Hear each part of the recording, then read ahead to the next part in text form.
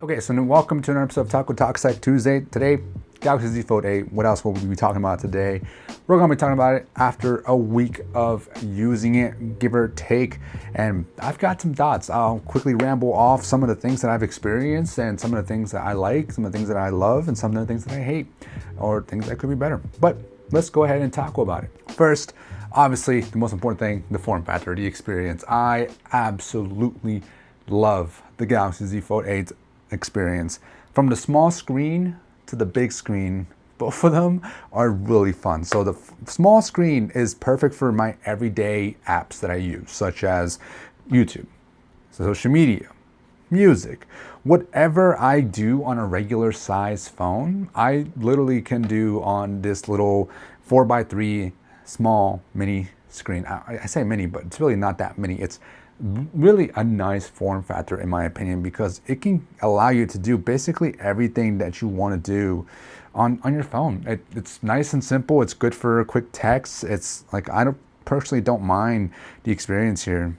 I think that I can get pretty comfortable with it, especially with two fingers, and I can kind of get away with one hand. So if I really wanted to use only one hand, then I could just use my one hand if I wanted to, but otherwise I probably end up using two fingers. You will notice that the keyboard does take up about half of the screen, give or take, so you do lose out on content. And the front screen is perfectly fine in terms of the quality as well. So if you want to watch content in here, you easily can. So let's say, for example, here, this is a roughly 16:9 aspect ratio video, and you can see very minimum bars. You're barely losing out on any content on the front screen. And if you pinch the zoom, it's such a nice little experience. And what I love to do is, even though you don't have flex mode, you can literally use, maybe just consider temp mode, I'm not sure, but just prop the phone up just like that, and you can literally watch content without any issue. Sure, it would have been nice to be able to do it on the inside screen, but personally, I don't really miss it because of the fact that I have the outside screen to be able to use that temp mode. Now, you can see here that I'm able to somewhat use it. Eventually, the hinge itself will want to open up the whole way, so you can't fully rely on this to use this in a kind of flex mode. See, eventually it will close on its own, so you can't fully rely on it. But if you don't want to watch in temp mode and you want to use the full screen, then you can just open it up and you get this nice 4:3 aspect ratio display that does end up using most of the screen. So if I go back to the same video here, you can see that it has very minimal black bars. You can pinch the zoom and it takes up the whole screen. Personally, I have been pinching in and zooming in because I don't lose out on too much content, and I enjoy watching my content like this. I do wish that this camera cutout was gone, just because it would make the experience just completely immersive, but you know, it is what it is. And the crease, people have just been praising how good the crease is. Some people say over time you may see it or whatever, and I personally have come from foldables that have the crease super visible, and I personally have gotten used to it over time, but this feels so nice. Like, you can barely feel it when you're rubbing your finger across it, and you can barely see it as well. So I know the Oppo, I think is one of the ones that has like the near perfect creaseless phone. But unfortunately here in North America, we don't have access to it, which sucks, but at least Samsung is innovating and improving on their displays as well. This display though is nice to be able to multitask as well, so you can quickly use Samsung's amazing software, because Samsung has some really good software in terms of being able to multitask. That is like the favorite part here. You can quickly drag and drop, so if I want to multitask, watch YouTube, and then also be shopping here, you can easily do that. Now, you do have to keep in mind that the aspect ratio and the apps themselves may not all be super compatible with the multitasking mode that Samsung has, but you can force every single app to go into the different aspect ratios that you want to use with this phone. So even if the developer has not made the app compatible, you can just force it in the settings. For example, this app here, it does not work natively with the aspect ratio of the inside screen. You can see down here when I first opened it, it gave me a little prompt here, and you can basically elect to do whatever you want in terms of the aspect ratio. So this is what it typically would look like. It's just bars on the side. But if you click on it, you can either have it forced into the portrait view. I guess I went the other way. So you can that way take advantage of the app on portrait mode, or if you wanted to, you could force it like it showed here in the beginning to go into that full stretched out mode. In this case, the app only just adds a little bit of background or a little bit of color to the side. It really doesn't make a huge difference, but that's something that you can do with the apps with this phone. And continuing on with software, the software, like I said, is some of the best in the game in terms of the experience and customization. Another thing is the edge bar, similar to the recents and favorites bar. You can grab and drag and also look at all the apps that you have access to or that you have downloaded and quickly be able to drag whichever app you want to, either as a pop-up or down below, top and bottom, or side to side. And you can add up to 3 different apps. So I can add here YouTube, I can grab the Hume Health app that we were just in. Let me grab it again, pop it over there. And let's say I also want Amazon, put that maybe over here. So I'm watching a video in the corner and then I can browse Amazon over there on the left, top left, and I can check my Hume Health information on the right. So you can do up to 3 apps, and you can also drag another app. So let's say, for example, here we want to grab YouTube Music, and you can drop it as a pop-up there. And you'll notice that right now I have the setting turned on so that the top navigation and the bottom navigation, or whatever you want to call it, the status bar, I think, disappears so that you fully take advantage of the screen. Now, there is another setting I need to get to eventually with good luck. I need to find where it's at, where you're able to have it zoom out a little bit. So whenever you're in these multitasking windows, the apps themselves will zoom out just a little bit so you can get more real estate out of the small amount of space that you're taking up. All that to say, though, is basically the software and the hardware is like a match made in heaven. They work so well together. But some other things to quickly talk about this phone after a week. The cameras, they're good. I mean, I'm personally not a heavy camera user on my phones that much these days, just because I do have dedicated cameras that I use for actually filming vlogs and stuff like that and memories.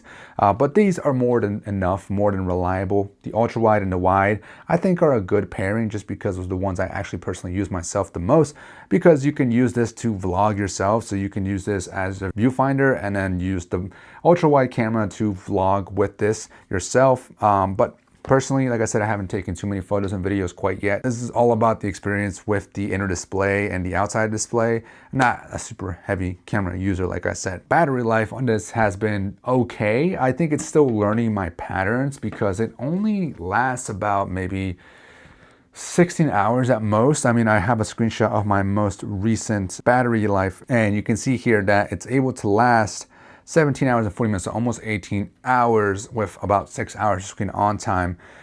So not quite the full 24 hours. It is a 4,800 milliamp hour battery. So hopefully over time, it learns my patterns and it can better optimize the device so that it lasts a little bit longer. But it does charge with 45 watts, which I think it takes roughly around an hour and like 15 minutes or so, because I was plugged in at 21%. And it still said I had about an hour left before it was fully charged. But it is quick to charge, at least in the very beginning. So if you need to top off real quick, then this should be more than enough for you. It does have wireless charging as well. I think Qi 2 compatible, which means that you need a MagSafe or some kind of magnet to be able to get that Qi 2 for 25 watts. But personally, I don't use wireless charging much myself. I do like MagSafe, but I end up using cases either way. So MagSafe on the case is all that I really need. MagSafe on the phone would be nice, don't get me wrong. But I personally, like I said, use a case, so it doesn't really matter to me. And I've been using the FNT case, which they did send out to me for me to check out top to bottom in my unboxing video. And right now I'm using the rugged version just because I found that the kickstand that comes on the rugged version tends to be the best one for propping your phone up in landscape mode here and be able to watch a video. Just because I found that some of the other cases, well, all the cases that I have from FNT have the hinge protection, which is nice, and it actually works by a magnet, which is cool. But the hinge does tend to get in the way whenever you're propped up here. It tends to cause the phone to lean to one way. So the kickstands that I've been using don't really help it too much, but this kickstand does tend to at least keep it up pretty evenly. So I've been using this case because of that particular reason.